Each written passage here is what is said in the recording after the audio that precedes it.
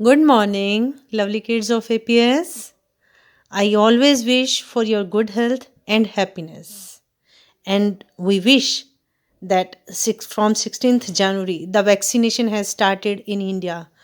We hope and we should hope that we will meet soon again. And with this hope, with this positive note, we will start our today's class, that is Air Everywhere, chapter 19. बेटा, हर काम शुरू करने से पहले हम भगवान जी का नाम लेते हैं और आज की क्लास शुरू करने से पहले हम अपनी मॉर्निंग प्रेयर में भगवान जी को याद करेंगे. Here is your prayer. This is my desire to honor you, Lord, with all my heart. I worship you, I worship you.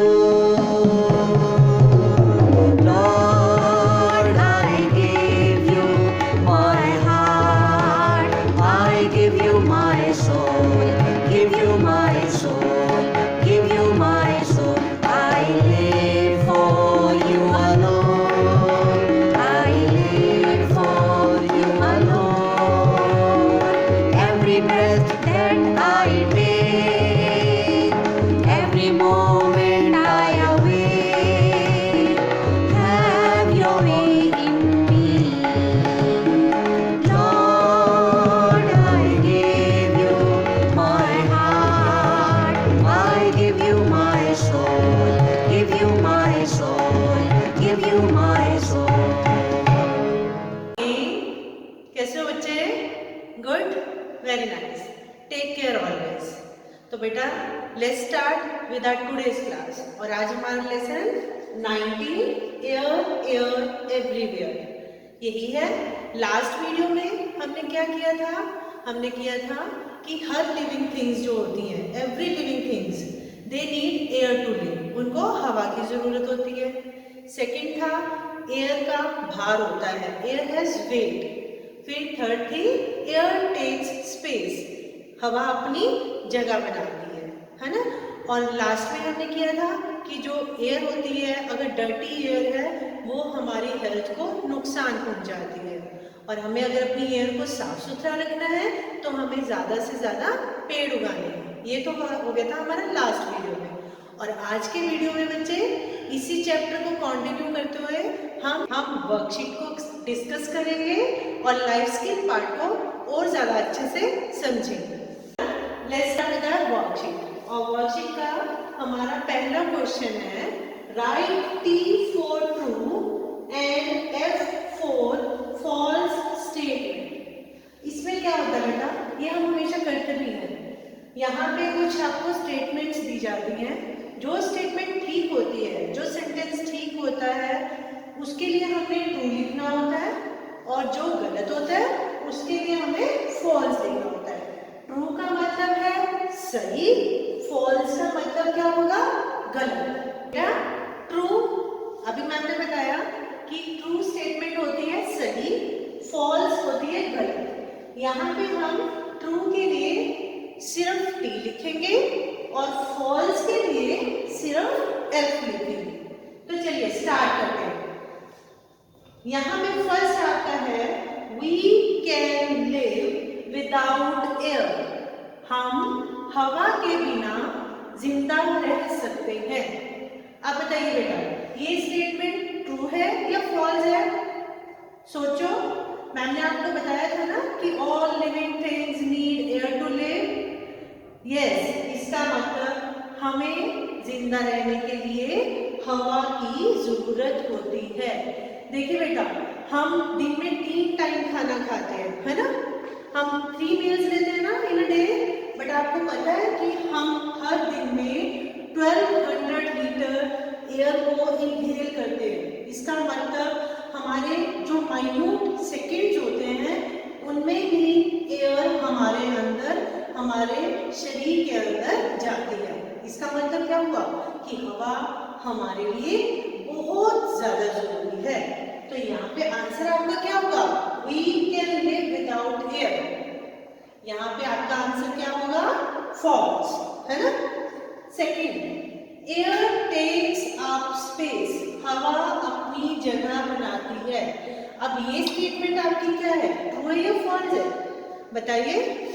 हमने इसका प्रैक्टिकल भी किया था, देखा था ना हमने, वाटर ऑफ ग्लास और उसको बाउल में किया था, है ना। उससे क्या पता लगा था कि एयर जो होती है वो अपनी जगह बनाती है। हमने पहले भी बोला, हमने मैम ने आपको पहले भी समझाया था कि अगर आप किसी रूम में, क्लोज्ड रूम में भी बैठे हो, बट वहाँ भी आप एयर को इनहेल करते हो। क्यों? क्योंकि एयर जो होती है वो किसी ना किसी तरीके से अपनी वहाँ पे जगह बना लेती है। ये आंसर आपका क्या होगा, ट्रू। यहाँ पे हम क्या लिखेंगे, टी। थर्ड है, air does not have weight, हवा का भार नहीं होता। ये ठीक है या गलत है, बताइए। इसके लिए भी वो डेमो याद करो, बलून वाला। स्टिक पे हमने बलून को हैंग किया था और जिस बलून में हवा थी वो नीचे आ गया था, है ना। तो इसका मतलब तो क्या हुआ कि हवा का भार होता है। यहाँ पे है air does not have weight, हमने ये स्टेटमेंट में है हवा का भार नहीं होता, तो ये स्टेटमेंट क्या होगी, फॉल्स। और इसके लिए हम क्या लिखेंगे, F. Next, dirty air is harmful to us, गंदी हवा हमारे लिए नुकसान वाली होती है, हमारी हेल्थ के लिए हार्मफुल होती है। अब ये स्टेटमेंट तो बिल्कुल सही है। कैसे? जितनी ज़्यादा हम गंदी एयर इनहेल करेंगे, डर्टी एयर इनहेल करेंगे, उतनी ज़्यादा हमें हेल्थ प्रॉब्लम्स होंगी, है ना बेटा। तो ये वाली statement, dirty air is harmful to us, is true. तो ट्रू के लिए हम यहाँ पे क्या लिखेंगे, ओनली टी। तो ये बच्चे, ये थे आपके सारे true and false for the lesson 19। The second question of your worksheet is fill in the blanks with the help of words given in box. यहाँ पे बच्चे ये एक बॉक्स बनाया है और इसमें कुछ वर्ड्स दिए गए हैं और यहाँ पे आपके सेंटेंसेस हैं। अब जो ब्लैंक में यहाँ से हमने वर्ड सिलेक्ट करना है और जो यहाँ पे सुटेबल होगा हमने ब्लैंक में उस वर्ड को लिखना है। पहला क्वेश्चन है आपका, the moving air is called, जो हवा चलती है, हवा जो चलती है उसको हम क्या कहते हैं। यहाँ पे ब्लैक से देखो बेटा, 3 वर्ड है।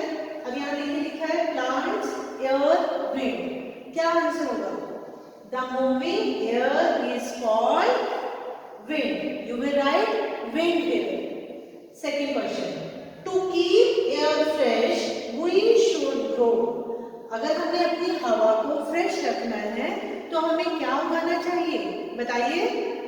हाँ जी, we should grow plants. Plants is written गया है ना, प्लांट यहाँ पे लिखा गया है, तो हमने यहाँ पे भी इस वाले ब्लैंक पे हमने लिखना है plants. See, fire needs land to burn, चीजों को जलाने के लिए हमें किस चीज की जरूरत होती है। यहाँ पे देखिए क्या है, आंसर इज एयर। तो यहाँ इस ब्लैंक पे क्या आंसर आएगा, यहाँ पे आएगा बेटा एयर। तो ये आपके है filling the blanks of your worksheet. Next is activity and life skills. ये पार्ट हम पहले भी कर चुके हैं बच्चे, मैम ने पहले भी बोला था। हम अब इस वाले पोर्शन को, इस वाले पार्ट को के दोबारा और अच्छे से डिटेल में समझेंगे। बच्चे, आपकी एक्टिविटी में पूछा गया है कि where would you like to play, आप किस जगह पे खेलना पसंद करोगे।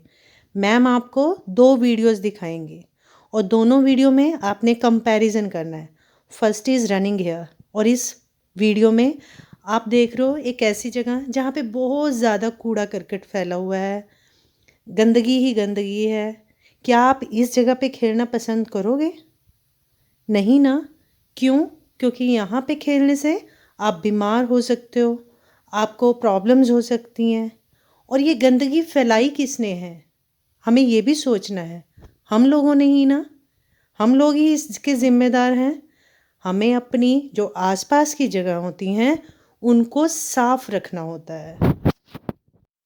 अभी आपने वीडियो देखी एक ऐसी जगह की जो बहुत ज़्यादा गंदी थी, और now you are watching a beautiful park, a well maintained park, एक बहुत सुंदर पार्क जहाँ पे बच्चे खेल सकते हैं।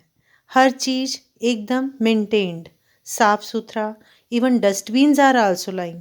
कई बार हम खेलते खेलते कुछ थ्रो कर देते हैं, कुछ चीज़ फेंक देते हैं, तब dustbin is also kept here, dustbin भी रखा हुआ है। हर चीज़ को कितने सुंदर तरीके से मेंटेन किया गया है।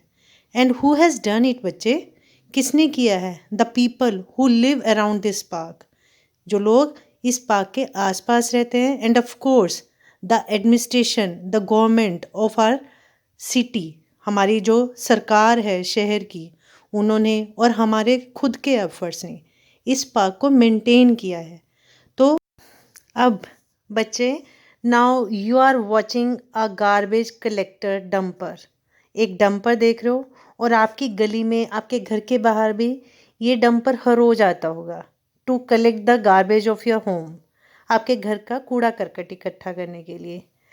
इसका मतलब बेटा, हमें अगर अपनी सिटी को, अपने आसपास की जगहों को साफ रखना है तो हमें कोऑपरेट करना पड़ेगा एक दूसरे के साथ, हेल्प करके, चाहे एडमिनिस्ट्रेशन की, गवर्नमेंट की, या अपने आसपास रहने वाले घरों की। हमें अपने कूड़े को इन लोगों को देना चाहिए, और अगर हमारे घर में कूड़ा वगैरह है उसको भी डस्टबिन्स में ही डालना चाहिए। These are the practices by which we can keep our city clean, और अगर हमारी सिटी क्लीन होगी, हमारी एयर भी क्लीन होगी और हम हेल्दी भी रहेंगे। लाइफ स्किल्स में ये पूछा गया है कि do you burn fire crackers, क्या आप पटाखे चलाते हो? और इस वीडियो में हम देखेंगे कि फायर क्रैकर्स बर्स्ट करने के क्या बुरे प्रभाव होते हैं। और यहाँ पे बेटा सबसे पहले है मैन्युफैक्चरिंग। पटाखे जिस चीज़ से बनते हैं वो प्लास्टिक होता है ज़्यादातर, और ये प्लास्टिक हमारी एनवायरनमेंट के लिए, हमारी सेहत के लिए नुकसान वाला होता है। और जिन फैक्ट्रीज़ में पटाखे बनते हैं उनका धुआं हमारी एयर को ख़राब करता है। और पटाखों को लेके जाने के लिए, एक जगह से दूसरी जगह लेके जाने के लिए बहुत सारे ट्रांसपोर्ट की ज़रूरत होती है, जिससे ट्रांसपोर्ट ज़्यादा यूज़ होने से धुआं ज़्यादा फैलता है एयर में, सारी जगह धुआं ही धुआं हो जाता है ना। और इसके बाद क्या होता है, जो धुआं होता है हवा में वो एयर में मिक्स हो जाता है, और मिक्स होने के बाद वो धुआं हमारे फेफड़ों में, हमारे लंग्स में जाता है। वही पटाखों का गंदा धुआं हमारे फेफड़ों में चला जाता है, जिससे बच्चों को, बूढ़ों को, जिनको सांस की दिक्कत होती है, उन्हें प्रॉब्लम हो जाती है। और यही पटाखों का जो बचा हुआ सामान होता है कई बार नदियों में, नालों में बह जाता है, जिससे वहाँ पे ब्लॉकेज हो जाती है, या फिर वही गंदगी हमारे पानी में जाकर हमारे पानी को पॉल्यूट कर देती है। और आपको पता है पटाखों का शोर कितना होता है। इस शोर से सिर्फ बच्चों को ही या इंसानों को ही नुकसान नहीं होता, इससे जानवरों को भी बहुत नुकसान। बेटा, now you have understood that burning crackers is harmful for us and our environment. हमारे एनवायरनमेंट के लिए और हमारी हेल्थ के लिए क्रैकर्स को बर्न करना हार्मफुल है, तो we should say no to fire crackers. So beta, here is your revision worksheet of chapter 19 which has been explained to you also. आपको explain भी कर दी है। Ma'am will send this worksheet on your WhatsApp also. आपके number पे भी भेजेंगे, WhatsApp number पे आप सोल्व करके इस वर्कशीट को मुझे सेंड करेंगे। और नेक्स्ट वीडियो के लिए बच्चे जल्दी मिलेंगे। Till then take care, thank you, bye बेटा, बाय।